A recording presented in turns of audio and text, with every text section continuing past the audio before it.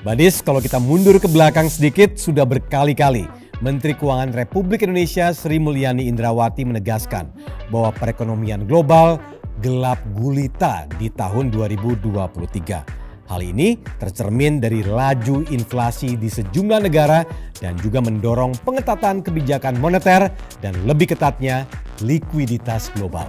Namun Ibu Sri Mulyani menegaskan bahwa dirinya tidak bermaksud menakut-nakuti publik di Indonesia. Mantan petinggi Bank Dunia ini hanya ingin semuanya lebih waspada lagi untuk merespon kondisi ekonomi dunia. Sri Mulyani mengatakan hampir semua negara di dunia mengalami risiko kemunduran ekonomi. Hal ini disebabkan inflasi yang tinggi akibat disrupsi rantai pasok, pengetatan kebijakan moneter, dan perang Rusia-Ukraina. Ada 4 negara yang dipastikan mengalami resesi, yaitu Amerika Serikat, Inggris, Eropa, dan Cina. Sementara itu, Indonesia, India, Brazil, dan Meksiko diprediksi aman dari resesi 2023. Jadi menurut Sri Mulyani, meskipun kondisi ekonomi global menekan negara-negara berkembang, namun kondisi negara-negara ini lebih aman dibandingkan negara-negara maju. Nah, sekarang saya mau ajak semuanya untuk melihat pandangan dari Institute for Development of Economics and Finance atau INDEF soal perekonomian di tahun 2023. Waktunya kita dengerin nih Direktur Eksekutif INDEF, Tauhid Ahmad. Nah, kalau kita membaca statement-statement pemerintah, terutama kalau bicara outlook, PDB tahun depan itu tahunannya targetnya 5,3%. Kalau saya baca juga Mas Tauhid sempat memberikan statement juga bahwa ini masih kategori pesimistik sebenarnya. Boleh dijelaskan tidak? Beberapa situasi misalnya Rusia krisis itu ternyata pada bulan Oktober tuh mulai memburuk begitu ya. Mulai beberapa katakanlah stop daripada gas Rusia ke Eropa dan sebagainya itu real nyata benar-benar drop stop begitu. Jadi IMF baru mengumumkan di report Oktobernya bahwa ini sudah situasi yang sangat berbahaya untuk tahun depan karena real bahwa pasokan gas akan berhenti total di wilayah Eropa. Saya melihat wah 5,3 sebenarnya bisa lebih tinggi lagi karena kita nggak terpengaruh dengan situasi itu dan tren pertumbuhan terjadi begitu ya. Nah, agak sedikit berubah ketika memang dalam pengumuman daripada katakanlah kenaikan harga BBM itu mulai dirasakan masyarakat. Ini sudah menjalar begitu. Baru dari harga energi saja, belum katakanlah dari pengaruh dari itu kan karena harga energi, inflasi di banyak negara meningkat, mereka harus menaikkan suku bunga. Nah ini tendensi bahwa memang potensi perlambatan benar-benar terjadi di banyak negara. Nah, kita bicara sekarang soal pertumbuhan ekonomi yang memang base-nya itu pertumbuhannya soal konsumsi. Kita bicara soal tadi inflasi sudah disebutkan oleh Mas Tauhid. Nah, bagaimana nih impact-nya buat masyarakat terutama untuk meningkatkan daya beli mereka karena memang Indonesia sangat terpengaruh pertumbuhannya dengan konsumsi. Ya, ada beberapa pendekatan ketika mempertahankan daya beli ya. Ya, yang pertama adalah bagaimana inflasi itu bisa dikurangi seminimum mungkin ya. Sekarang mungkin sudah di atas 5 ya, dan apalagi inflasi yang volatile food itu sekitar 8-9%, yang energi sekitar 13%. Artinya memang tugas pemerintah bersama Bank Sentral juga Pemda menurunkan inflasi begitu. Agar apa?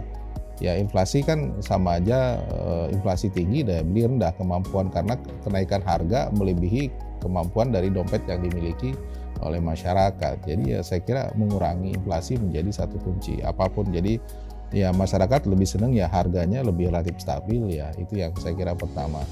Yang kedua adalah mau tidak mau ya harus ada creating the job begitu, menciptakan pendapatan ya. Kalau misalnya daya belinya lagi kurang, bagaimana ya ada memang lapangan pekerjaan yang baru ataupun yang lama bisa menyerap lebih banyak tenaga kerja ya. Jadi misalnya saja kita akan mati-matian mempertahankan kalau bisa di tengah katakanlah inflasi tinggi tidak ada PHK begitu. Itu kan satu kunci agar masyarakat tetap punya daya beli. Yang ketiga, saya kira memang sebisa mungkin ya upaya dilakukan agar dunia usaha juga dikurangi bebannya begitu ya pada saat misalnya situasi sekarang, agar mereka tetap bisa memberikan fleksibilitas untuk menyerap tenaga kerja, apakah sekarang diskon untuk pajaknya, kemudian pengurangan pajak yang terutama pada industri-industri atau usaha yang berbasis tenaga kerja banyak, sehingga membantu mengurangi beban mereka begitu, termasuk misalnya negosiasi soal upah. Nah, yang juga keempat menurut saya yang bisa dilakukan agar daya beli meningkat ya ini mau nggak mau bansos tepat sasaran itu perlu gitu ya.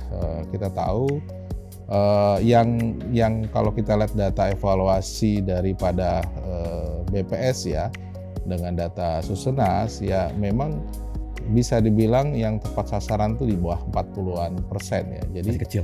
Ya kecil lah. Jadi masih banyak orang miskin yang tidak mendapatkan bantuan ya, atau orang yang tidak berhak itu mendapatkan bantuan itu lebih tinggi. Nah, yang juga menurut saya daya beli agar katakanlah juga bisa meningkat lebih baik lagi, tentu saja mensupport ya bagaimana pengaruh dari stimulus anggaran APBN itu lebih baik buat ekonomi gitu, apakah di kebijakannya yang lebih pro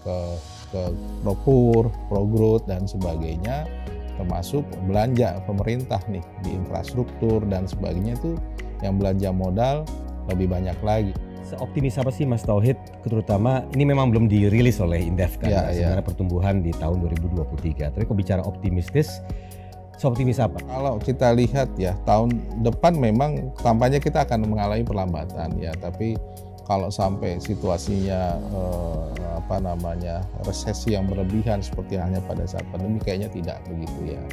Perlambatan sedikit merupakan saya ya wajar, karena 19%, 20% ekonomi kita kan bergantung dari ekspor dan impor. Itu saja yang terdampak. Baik, Mas Tauhid, terima kasih banyak atas waktunya. Terima kasih banyak, Mas. Sehat selalu dan semoga Indonesia bertahan dan juga berkembang perekonomiannya. Amin. Perlambatannya tidak signifikan. Nah, Badis, jadi meskipun mengalami perlambatan, perekonomian Indonesia tahun 2023 aman dari resesi. Jangan panik.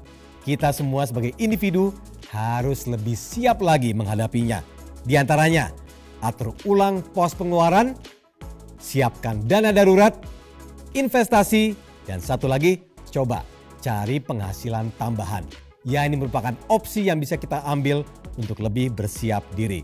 Yuk, kita lebih bijak lagi dalam mengelola keuangan agar kantong lebih aman.